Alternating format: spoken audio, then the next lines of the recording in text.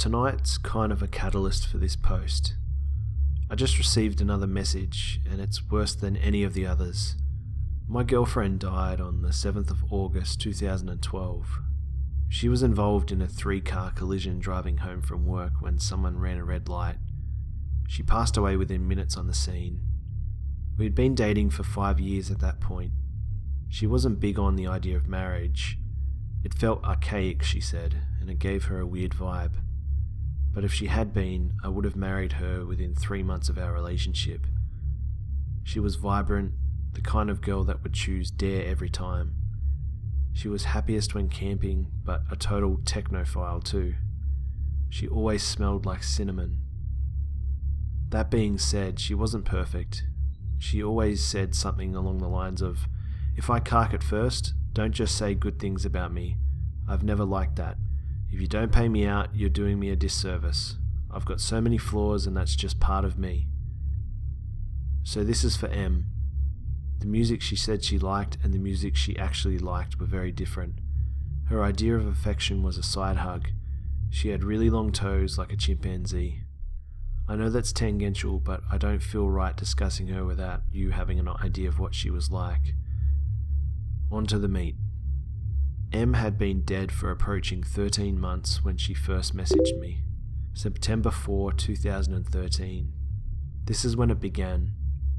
I had left Emily's Facebook account activated so I could send her the occasional message, or post on her wall, or go through her albums.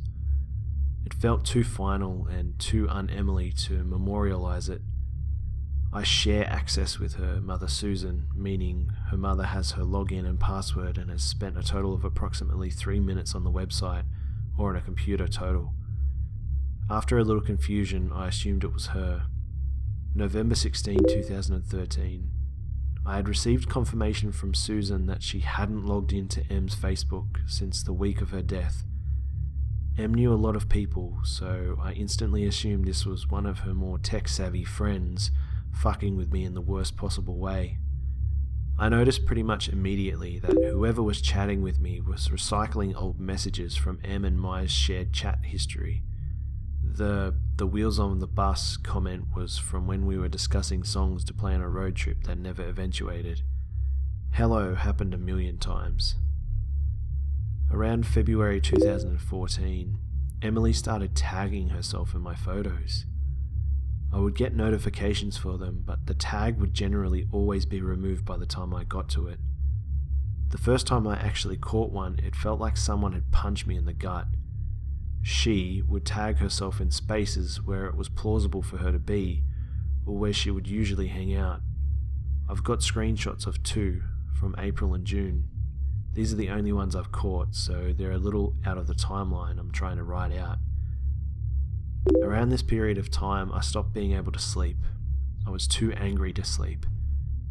She would tag herself in random photos every couple of weeks. The friends who noticed and said something thought it was a fucked up bug. I found out recently that there have been friends who have noticed and didn't say anything. Some of them have removed me from their Facebook friends list. At this point, some of you may be wondering why I didn't just kill my Facebook profile. I wish I had. I did for a little while, on days when I can't get out of there, though it's nice having my friends available to chat. It's nice visiting M's page when the little green circle isn't next to her name. I was already socially reclusive when M was alive. Her death turned me into something pretty close to a hermit, and Facebook and MMOs were and are my only real social outlets. On March 15th, I sent what I assumed was M's hacker a message. On March 25th, I received an answer. It wasn't until I was going over these logs a few months later that I noticed she was recycling my own words as well. My response seems kind of lackluster here.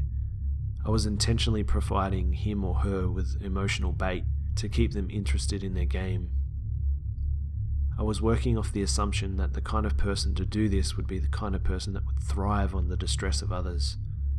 I was posting in tech forums looking for ways to track this person, contacting Facebook. I needed to keep them around so I could gather evidence. Before anyone asks, yes, I had changed the password and all the security info countless times. 16th of April, I received this. This seems like word salad, like all of our conversations so far. It's recycled from previous messages she sent. 29th of April, I hadn't discovered any leads. Facebook had told me the locations to her page had been accessed from, but since her death, they're all places I can account for. My home, my work, her mum's house, etc. My response here wasn't bait. Yo, ask Nathan was an in-joke, too lame worth explaining. But seeing her say it again just absolutely fucking crippled me. My reaction in real life was much less prettier. I'm not expecting my bond back.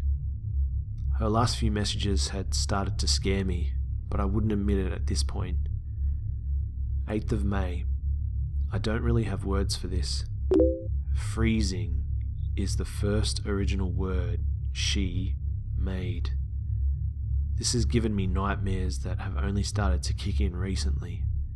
I keep dreaming that she's in an ice-cold car, frozen blue and grey, and I'm standing outside in the warmth screaming at her to open the door. She doesn't even realise I'm there. Sometimes her legs are outside with me. 24th of May. I wasn't actually drunk. She wasn't an affectionate girl, and it always embarrassed her to exchange I love yous, cuddle, talk about how much we meant to each other, etc. She was more comfortable with it when I boozed up. I got fake drunk a lot. Her reply is what prompted me to finally memorialize her page, thinking it might help curb this behavior. It might seem innocuous compared to her previous message. It's pasted from an old conversation where I was trying to convince her to let me drive her from a friend's. In the collision, the dashboard had crushed her. She was severed in a diagonal line from her right hip to midway down her left thigh. One of her legs was found tucked under the back seat. Going back in time to the 7th of August 2012.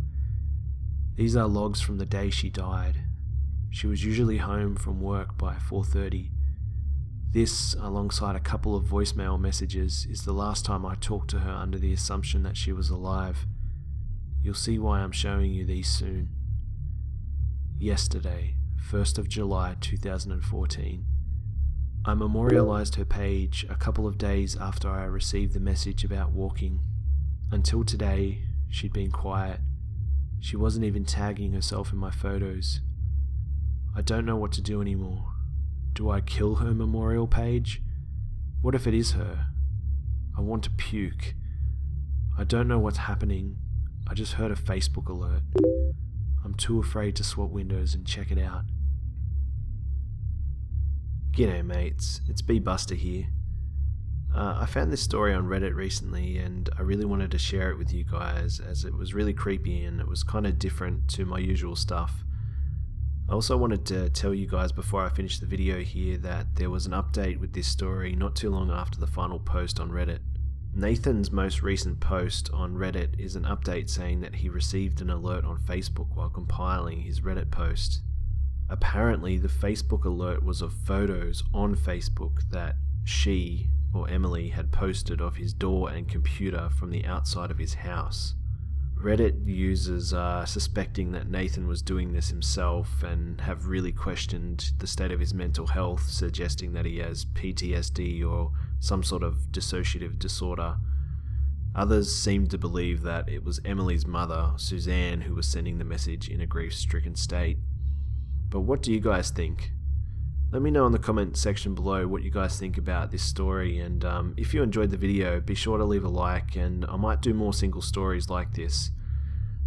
These single stories I can kind of get through in pretty much a day, so I might be able to pump out more of these more consistently if you guys would like to see that kind of thing. And if you haven't subscribed yet and joined the Beehive, be sure to hit that subscribe button for more content. The Beehive is now 45,000 strong and growing, guys. Thank you mates for all your support. I can't thank you enough for how much you guys do for me and sharing the videos and liking and commenting and everything. And I hope you enjoyed the video. and I'll see you mates in the next one.